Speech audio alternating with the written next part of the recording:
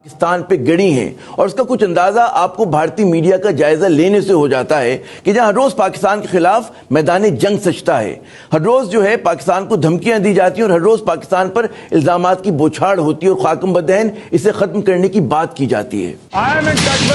Doesn't Pakistan have a reason to be worried? Thought of as an embarrassment or he's put India on the spot? भारतीय news channel ये सब कुछ यूं ही नहीं कर रहे हैं। यही नहीं, पाकिस्तान पर दबाव बढ़ाने के लिए अब भारत ने आजाद जम्मू कश्मीर और गिलगित बल्तिस्तान पर हक जताना शुरू कर दिया है। ताज़ा तरीन पेशरफ्त में भारतीय कौमी सलामती के जो मुशीर हैं अजीत देवल साहब, उन्होंने सरकारी टेलीविजन दूरदर्शन को हिदायत दी है कि मौसम की खबरों में आजाद कश्मीर के दारुल हुकूमत मुजफ्फराबाद, सरहदी शहर मीरपुर और गिलगित को भी शामिल किया जाए। भारत के कई निजी चैनल भी जो है वो दूरदर्शन की तलकीद कर रहे हैं। ये वाज़ेह इशारा है इस बात का कि भारत जो है मामलात को किस तरफ धकेल रहा है। अहम सवाल अब यह है कि भारत की गैर रिवायती हिकमत अमली और मुहिम जोई के जवाब में पाकिस्तान की जो रिवायती सफारतकारी है वो कारगर हो सकती है नहीं। मकबूजा कश्मीर में भारत के जारहाना इक़दामात के मुकाबले में क्या हमारा रद्द-ए-अमल जो है अब तक वो कमजोर रहा है? क्या हम भारत पर अब तक कोई दबाव डाल सके या खुद अपने बयानात और तकारीर सुनकर और सुनाकर जो है खुश मुतमईन हो जाते हैं?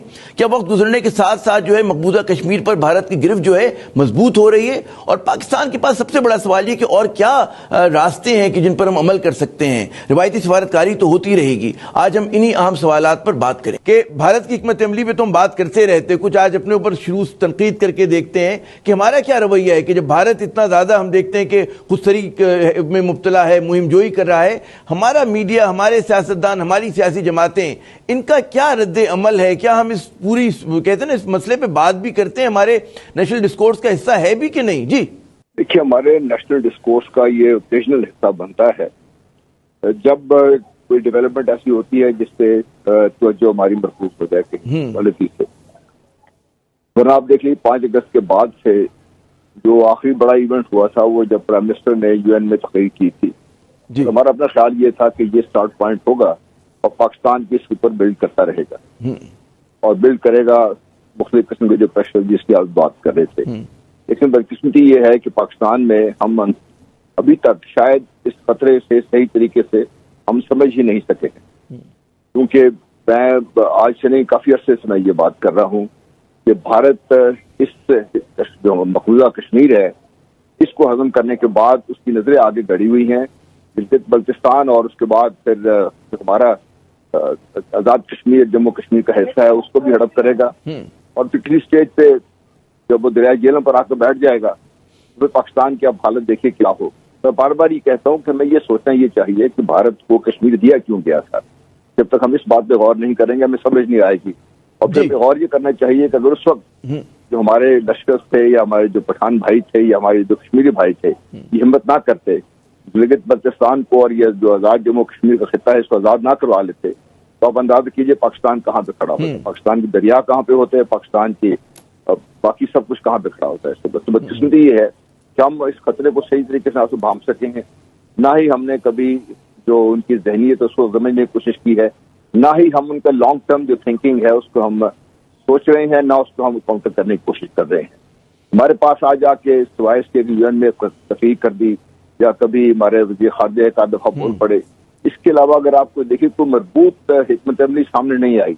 हमें कहा यह जाता है कि पाकिस्तान इकोनॉमिकली कमजोर है। इकोनॉमिकली कमजोर तो मेरे ख्याल तालिबान से और कोई ज्यादा नहीं था, नहीं कोई। इकोनॉमिकली कमजोर अगर आप देखना चाहते हैं तो फिर आप दुनिया के वेनेजुएला को देख लीजिए क्या हालत है उसकी, आप क्यूबा को देख लीजिए। दूसरा हमें कहा यह जाता है कि हमें इसको बैक बर्नर पर डाल देना चाहिए। हमें समझ नहीं आ रही कि ये टाइम सेंसिटिव है, जितना हम भारत को ज्यादा टाइम देंगे वो उतना ही भारत उसकी गिरफ्त जो है मकबूजा कश्मीर पर और मजबूत हो जाएगी। अच्छा, मैं चाहूंगा कि यही सवाल हम आते हैं कि जो भारत रेशा दवानियां कर रहे हैं और जो कुछ उसके अज़ाइम उस पर बात करते हैं, पहले जरा कुछ अपने ऊपर नईम खालिद लोधी साहब जो शुरू में बात हुई थी कि हम अपने ऊपर कुछ तनकीद करके देखते हैं कि हमारे कौमी बयानिए में हमें भारत इतना नजर नहीं आता। भारत की फोकस जो उनका मीडिया हो, सियासी जमातें, हुकूमत हो, पाकिस्तान दुश्मनी में बिल्कुल वो फोकस्ड हैं, इधर उधर नहीं होती, जबकि हमारे जो है मतलब है बॉल से नजर हट जाती है और इसीलिए अक्सर हम देखते हैं कि विकेटों में बॉल आ भी रही है। क्या वजह है कि छोटे छोटे सियासी मफादात पे की वजह से हम बिल्कुल यरगमाल हो गए हैं? जी मेरा ख्याल ये है कि जिस तरीके से मीडिया का तो ये है ना कि वो तो ये देखता है कि क्या चीज ज्यादा बिकती है और फिर मीडिया में एक रिस्पॉन्सिबिलिटी भी होनी चाहिए कि चीज कोई बिके या ना बिके उसकी अहमियत के लिहाज से اس کو ہائی لائٹ کرنا چاہیے. ابھی آپ دیکھیے کہ 2-3 ہفتے پہلے سے وزیرستان میں 2-3 واقعات پیش آئے, پھر بلوچستان میں جو کل کا واقعہ ہے وہ پیش آیا. روزانہ کی بنیاد پر یہ ہاٹ رکھی جاتی ہے ایل او سی, اور جب تک کہ آئی ایس پی آر کا کوئی بیان نہ آ جائے, وہ بھی بس ایک دفعہ اس کو دہرا دیا جاتا ہے کہ جی آئی ایس پی آر نے کہا کہ یہ بمباری ہوئی اور اتنے لوگ شہید ہو گئے. اس کے علاوہ کچھ خود سے اس کے اوپر کوئی کام نہیں کرتے, کوئی بنیاد نہیں بناتے. جیسے ابھی یہ جو میجر صاحب نے بات کی ہے ہندوستان کے, اور بالکل ایک آپ سمجھے کہ اپنے اوپر خود بخود ایک ایف آئی آر کاٹ دی ہے, اس کو کس طریقے سے ہائی لائٹ ہونا چاہیے تھا, اور یہ جو بلوچستان والا واقعہ کیسے اس کو ساتھ ملانا چاہیے تھا. اور یہ ایک چیز جو بالکل ہمارے سامنے آپ بھی جانتے ہیں, آپ بھی جانتے ہیں کہ جو کچھ مودی نے کہا اپنے الیکشن کے دوران, جس کو ہم سمجھتے رہے الیکشن ریٹورک ہے, اس کے بعد بھی پھر جو وہ کہتا رہا کہ ہم یہ کریں گے, اور آخر میں ابھی آپ کو پتا ہے کل کی بات ہے کہ ان کا جو نیشنل سیکورٹی ایڈوائزر ہے اس نے ایک اجلاس بلایا جس میں یہ تمام چیفز گئے ہیں ایئر فورس کے, آرمی کے. یہ وہ خبریں ہیں جو سامنے لانی چاہیے تاکہ پتہ چلے کہ بھئی ادھر ہو کیا رہا ہے. یہ جو آپ نے بڑا اہم بتایا کہ جی ہم لوگ ہمارا میڈیا جو ہے مطلب بتانا پسند نہیں کرتا, کیا وجہ ہے؟ میں چاہوں گا آپ اس پہ روشنی ڈالیں, پھر میں چلتا ہوں قمر چیمہ صاحب کی طرف. کیا وجہ ہے, کیوں نہیں ہمارے یہاں جو ہے, یہ نہیں کہ جب ایسے آپ جیسے ذہن بیٹھے ہوئے ہیں ہر لیول پہ, ہمارے فوج میں بھی ہیں, سول بیوروکریسی میں بھی ہیں, میڈیا میں بھی, کیوں ہم نہیں کر پا رہے؟ جی میرا خیال ہے کہ ایک تو ادراک کی کمی ہے میڈیا میں. میں یہ کہوں گا کہ جو میڈیا کو چلانے والے ہیں یا میڈیا کے جو اینکرز ہیں, ان میں جو اسٹریٹجک تھاٹ پروسیس ہے وہ لوگ کم ہیں. زیادہ تر 2 قسم کے لوگ زیادہ پائے جاتے ہیں. ایک تو وہ جو پولیٹیکل ریشہ دوانیوں میں بڑے ماہر ہیں, ان کو سب پتا ہے کہ آج چونکہ چودھری صاحب کی ان سے ملاقات ہوئی تو اس کا یہ مطلب ہے پنجاب میں کچھ ہونے والا ہے, آج وہ سندھ کے انہوں نے یہ کہا اور ہم نے یہ کہا, جس کا مطلب ہے کہ سندھ اور سینٹر کی آپس میں بنتی نہیں ہے. ان کو وہ بنیاد بناتے ہیں. ان کو چاہیے کہ ایسے لوگوں کو لے کر آئیں جنہوں نے کوئی ماسٹرز کیا ہو انٹرنیشنل ریلیشنز میں, جن کو پتا ہو کہ ملٹری اسٹریٹجی کیا ہوتی ہے, انہوں نے کوئی اس کے اوپر تحقیق کی ہو.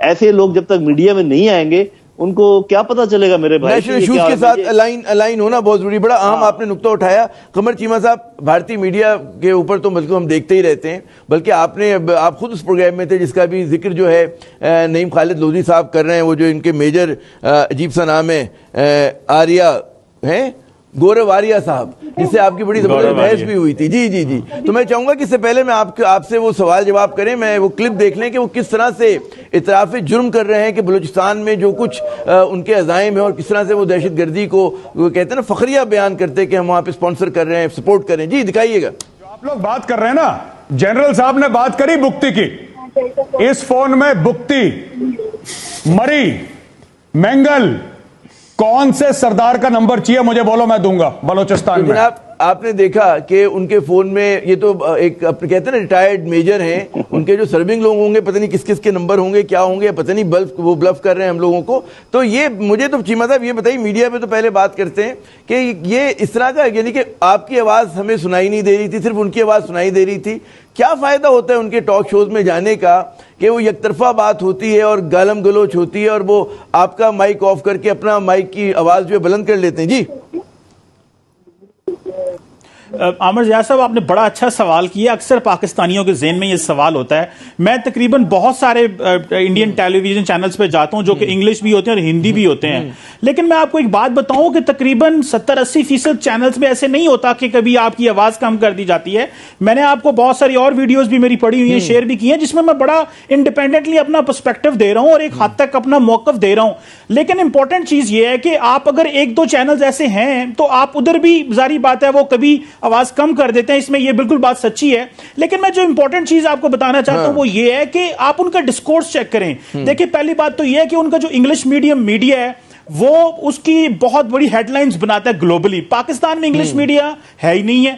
ایک آدھا پی ٹی وی چینل ہے. آپ کو پتا ہے کہ جو اسلام آباد میں ڈپلومیٹس بیٹھے ہیں وہ بھی کہتے ہیں کہ جب پاکستان انڈیا کی ایل او سی پہ ٹینشنز ہوتی ہیں تو ہم انڈین میڈیا واچ کرتے ہیں کہ وہاں سے ہمیں پتا چلتا ہے کہ پاکستان اور انڈیا کے درمیان کیا ہو رہا ہے. اور دوسری بات یہ ہے کہ جیسے میں نے کہا کہ ہر ٹی وی پہ ایسے نہیں ہوتا, ہر چینل پہ ایسے نہیں ہوتا, موقع ملتا ہے.